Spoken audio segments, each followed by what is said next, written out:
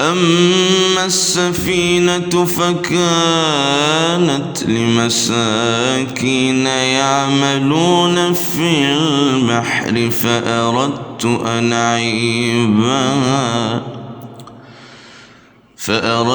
أن أعيبها وكان وراءهم ملك يأخذ كل سفينة غصبا. وأما الغلام فكان أبواه مؤمنين فخشينا أن يرهقهما طغيانا وكفرا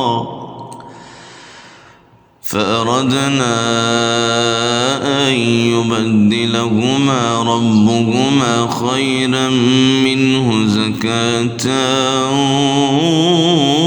وأقرب رحما.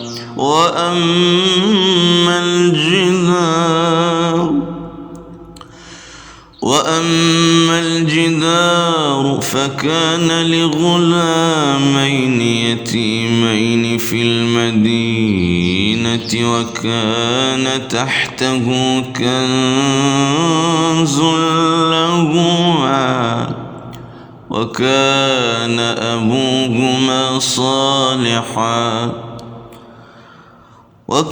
أبوهما صالحا فأراد ربك أن يبلغا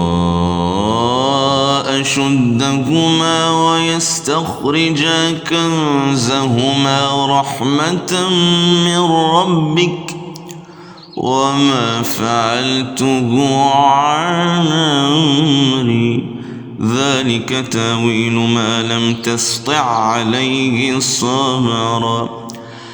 ويسألونك عن ذي القرنين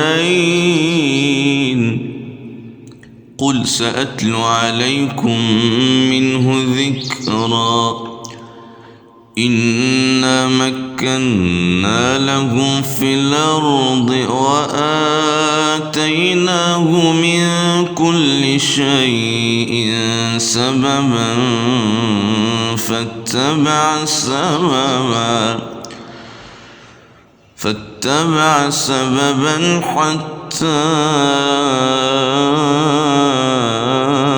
إذا بلغ مغرب الشمس وجدها تغرب في عين حمئة